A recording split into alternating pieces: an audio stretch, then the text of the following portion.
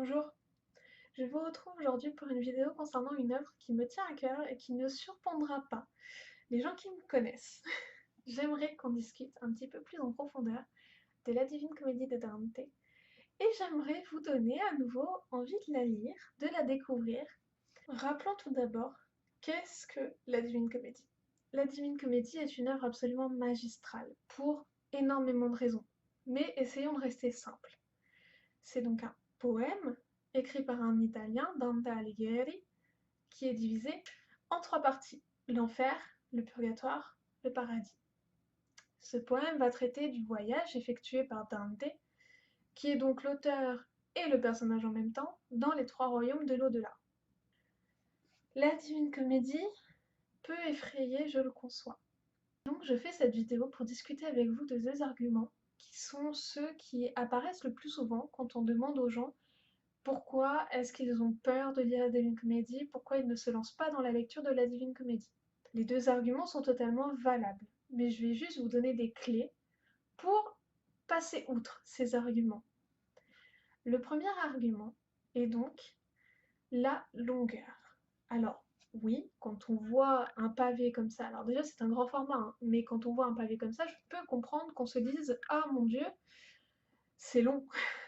Cette édition fait 600 pages, sans les notes de bas de page. Il n'y a pas de notes de bas de page dedans, donc je ne vous conseille pas cette édition qui est absolument magnifique, hein. Mais sans notes de bas de page, c'est pas pour une première lecture. On abordera ce sujet un petit peu plus tard. Donc déjà, je disais la longueur, je peux comprendre que ça fasse peur.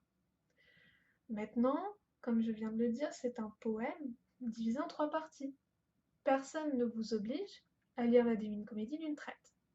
Vous pouvez parfaitement, et c'est souvent le cas, lire l'enfer, faire une pause, lire le purgatoire, faire une pause, lire le paradis, c'est terminé. Comme ça, c'est fait.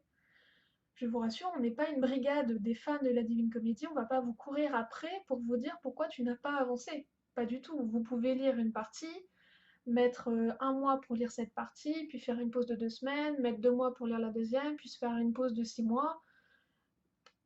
Il n'y aura personne pour vous juger, chacun son rythme de lecture. En plus, l'avantage étant un poème, c'est que c'est divisé en chants. Vous pouvez parfaitement lire un chant un jour, 10 chants en une semaine, faire une pause. À nouveau, il n'y aura pas de problème.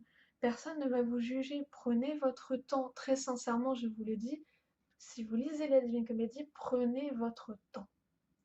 Et cet argument du temps revient également sur le deuxième argument qu'on a pu me donner et qu'on peut me donner encore sur cette non-lecture de la Divine Comédie, qui est l'argument de c'est compliqué. Alors oui, la Divine Comédie, c'est pas la chose la plus simple à lire. C'est pour ça que je vous dis de prendre votre temps et que je parlais de notes de bas de page un petit peu avant. Dante aborde énormément de sujets, aborde énormément de thèmes, énormément de personnages. Alors, on a des personnages mythologiques, on a des personnages tirés du christianisme, on a des personnes qui sont tirées de l'histoire de Dante, qui sont tirées de l'histoire de Florence, la ville natale de Dante à son époque, parce que bien sûr il faut rapprocher l'œuvre de l'époque où elle a été écrite et de tout ce qui se passait autour. On va avoir des éléments politiques, et là je sais que déjà certains ont la goutte en train de couler en se disant bon Dieu, elle est censée nous montrer que c'est facile, vous rassurez-vous. Les notes de bas de page sont là pour vous aider. La Divine Comédie, ça va être une œuvre qui va vous demander de prendre le temps de vous référer aux notes de bas de page. N'ayez pas peur de ne pas comprendre et ne soyez pas frustrés parce que vous ne comprenez pas tel ou tel élément. Si vous avez un doute, si vous voulez en savoir plus, notes de bas de page. Si vous voulez même pousser un petit peu plus loin, Internet, qui est là pour vous aider. Si vous voulez même faire plaisir à certains, demandez aux gens qui l'ont déjà lu et qui travaillent potentiellement dessus. Je vous rassure, je fais partie de ces gens, ça nous fera toujours plaisir de discuter avec vous de la Divine Comédie, de vous donner des clés si vous n'avez pas compris. D'ailleurs, même si je travaille sur la Divine Comédie, je ne la connais pas sur le bout des doigts, il y a plein d'éléments que je n'ai pas encore compris, je ne suis pas une experte de la Divine Comédie. Maintenant, si vous avez des questions et si vous voulez en discuter, il n'y a pas de problème, moi je suis ouverte à ça.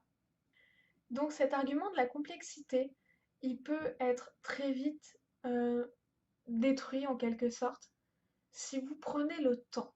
Et ça va avec l'argument de la longueur. Oui, c'est long, mais prenez votre temps et acceptez de prendre ce temps et acceptez de ne pas tout comprendre et de faire ce travail de recherche qui foncièrement va vous apporter énormément de connaissances.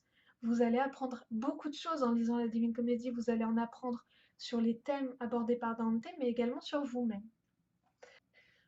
Sur ce, je vous souhaite une très bonne journée. J'espère que cette vidéo vous a plu et pourquoi pas vous retrouver dans une prochaine vidéo sur un autre sujet ou sur une autre vidéo sur la Divine Comédie.